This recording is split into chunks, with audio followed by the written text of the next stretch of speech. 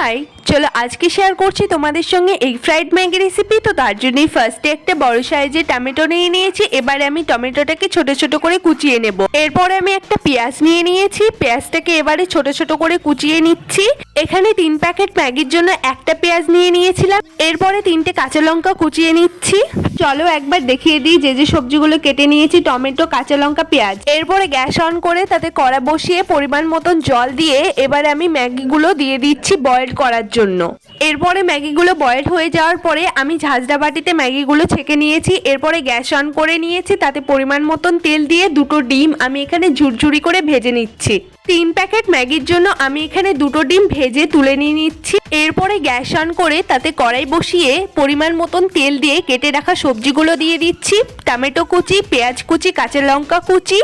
এবারে আমি ম্যাগি মশলা দিয়ে দিচ্ছি। চিলি সস, সয়া সস আমি দিয়ে দিচ্ছি। এই দুটো অপশনাল, থাকলে দিতেও পারো। এরপরে ভেজে রাখা ডিমগুলো দিয়ে মশলাটাকে আমি কিছুক্ষণ কষিয়ে নেওয়ার পরে একটু হালকা জল অ্যাড করে দেব, যেন মশলাটা কড়াইতে না লেগে যায়। এবারে বয়েল করে রাখা ম্যাগিগুলোকে কড়াইতে দিয়ে দেওয়ার পরে কিছুক্ষণ নাড়িয়ে চাড়িয়ে নেব, ম্যাগিগুলো যেন ভালোভাবে মিক্সড হয়ে যায় মশলাগুলো। তো কিছুক্ষণ নাড়িয়ে চাড়িয়ে নিতে হবে যতক্ষণ না ম্যাগিটা ভাজা ভাজা হয়ে আসছে। তো দেখতেই পেলে ম্যাগিটা রেডি হয়ে গেছে। এবারে আমি প্লেটে তুলে নিচ্ছি। টমেটো কেচাপ দিয়ে ম্যাগিটা আমি সার্ভ করে নিয়েছি। এবারে একটু টেস্ট করে দেখলাম, তো অসাধারণ হয়েছে। তোমরাও বাড়িতে ট্রাই করতে পারো। তখন দেখা হচ্ছে নেক্সট কোনো ভিডিওর সঙ্গে। Ta ta, by.